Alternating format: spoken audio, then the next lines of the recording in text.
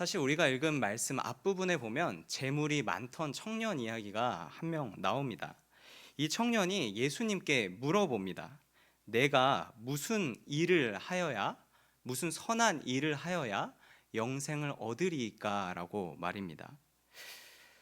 이 청년은 예수님께 이걸 물어볼 때 은근히 가슴속에 자신이 좀 있었던 것 같습니다. 내가 어려서부터 율법을 잘 지켜왔으니 내가 천국에 안 가면, 내가 영생을 얻지 못하면 누가 영생을 얻을 것이란 말인가? 라고 자신 있게 예수님께 물어봤던 것 같습니다. 그러나 이어지는 예수님의 대답을 듣고서 이 청년의 자신감은 산산조각이 나 버리는데요. 왜냐하면 예수님께서는 이 청년에게 자기의 소유를 팔아서 가난한 자들에게 나누어 주고 나를 따르라 라고 말씀하시기 때문입니다. 이 청년이 이 얘기를 듣고 근심하여서 떠나갔다라고 성경은 이야기합니다. 이 청년이 왜 영생을 얻는데 실패했을까? 마음이 실족하여서 떠날 수밖에 없었을까? 그 이유는 처음에 이 청년이 던진 질문에 답이 나와 있습니다. 그 청년이 물어본 질문은 바로 이것입니다. 내가 무슨 선한 일을 하여야 영생을 얻으리이까? 내가 무슨 선한 일을 해야 된다고 생각했기 때문입니다. 이에 대해서 예수님은 청년이 떠나고 나서 베드로에게, 제자들에게 분명히 말씀해 주십니다. 사람으로서는 할 수 없으나 하나님으로서는 다 하실 수 있느니라 라고 말입니다. 오늘 우리가 함께 읽었었던 본문은 이 구원에 대한 가르침, 설명과 쉽게 생길 수 있는 오해를 바로잡아주는 본문입니다.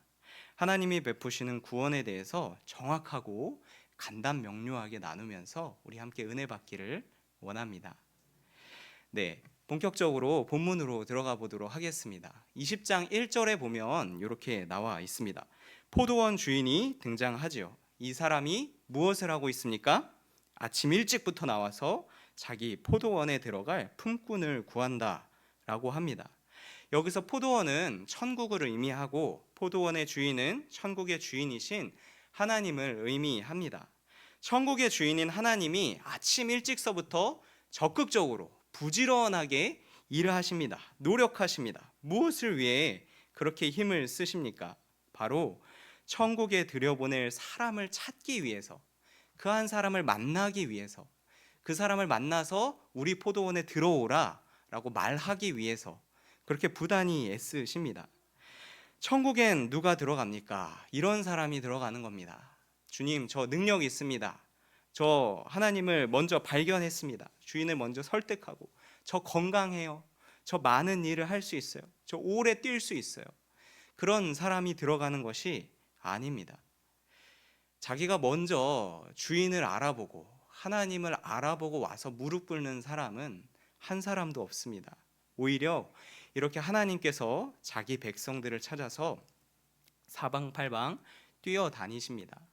천국은 이렇게 잃어버린 한 마리 양을 찾아 나서는 목자처럼 그렇게 하나님께 발굴된 사람이 들어가게 되는 것이죠.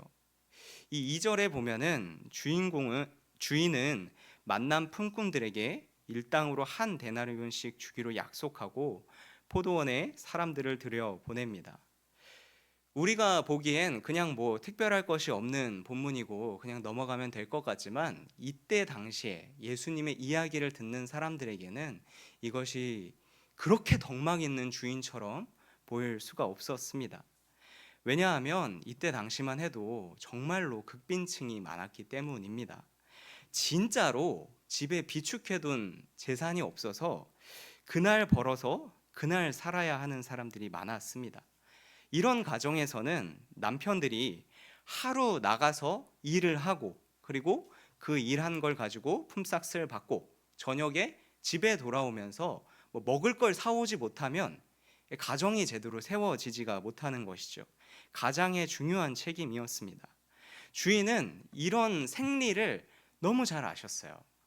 그래서 사정이 절박한 사람들의 마음을 알고서 따뜻하게 배려해 주는 겁니다.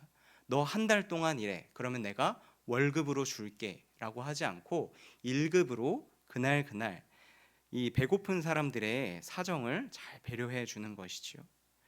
우리도 이렇게 하나님을 만나고 구원을 받습니다. 새벽에도 우리 찬양했지 않습니까? 내 이름 불러주시는 예수님을 찬양합니다.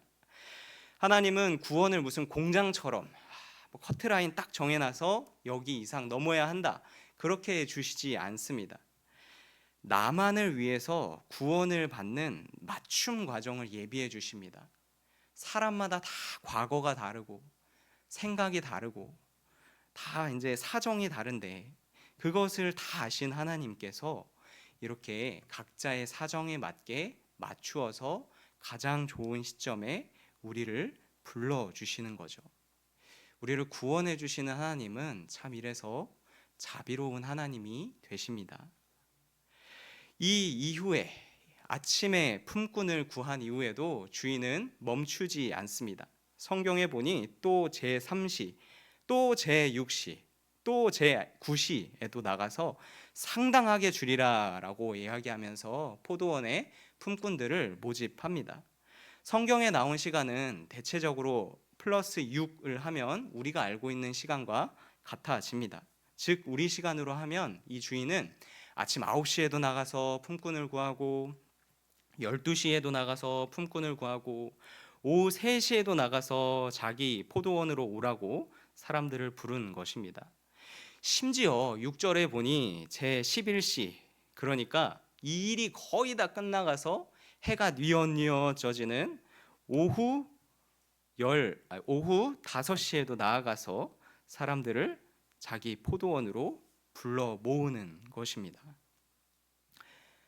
아침에 일을 구하지 못하고 보통 이 시간까지 남아있는 사람들은 어떤 사람들이겠습니까?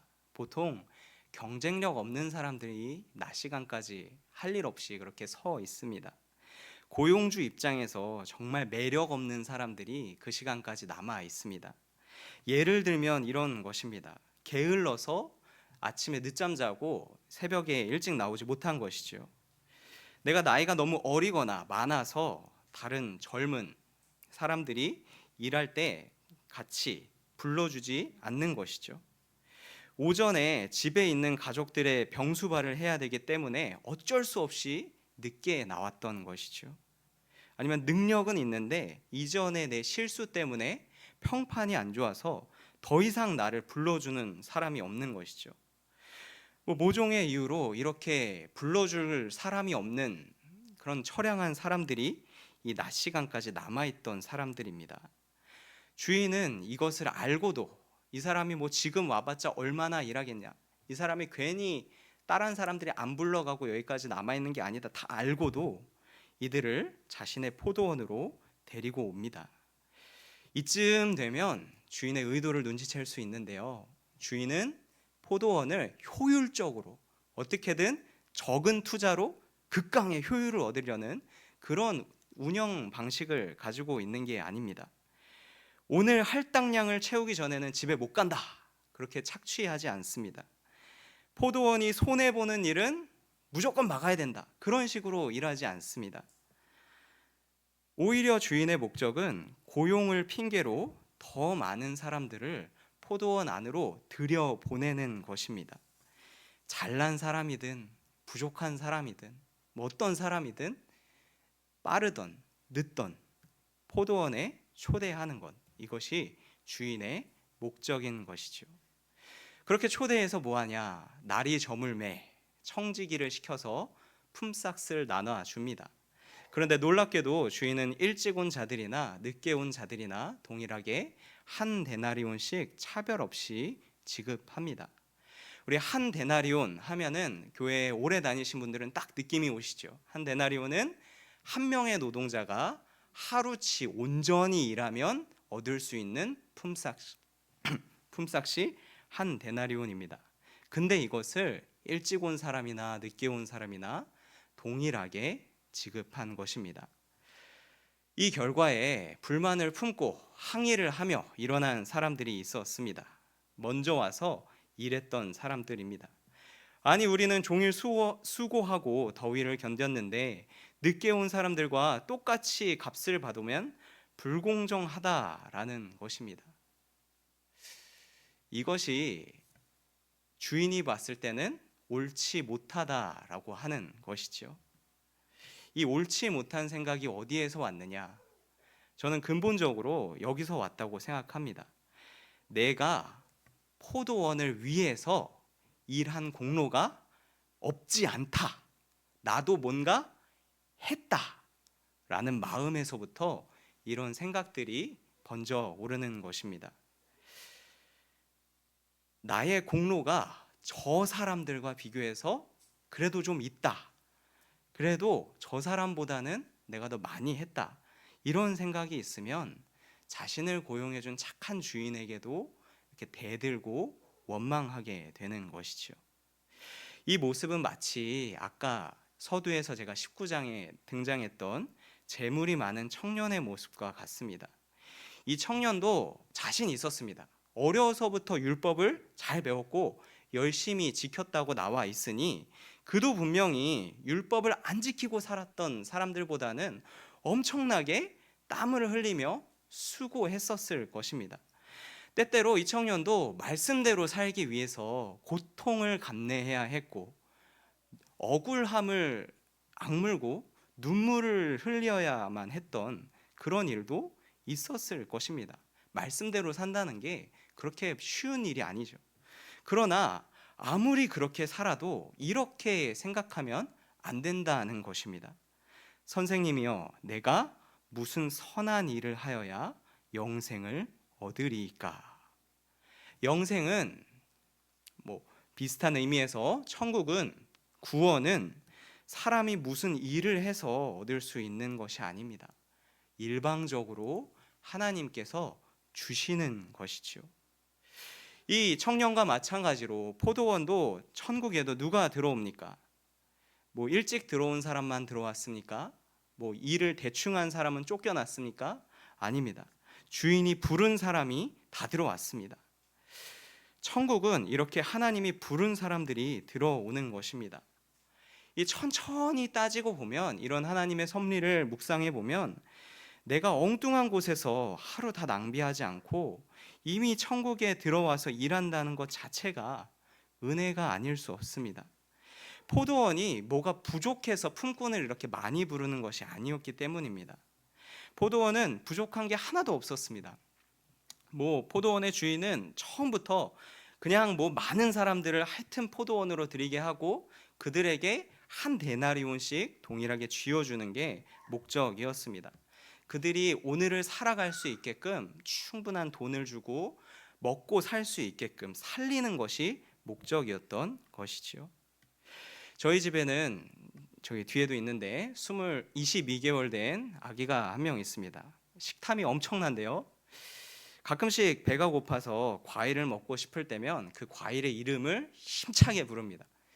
포도, 귤, 통성으로 잘 이야기합니다. 그러면 자녀를 사랑하는 부모가 생각하죠.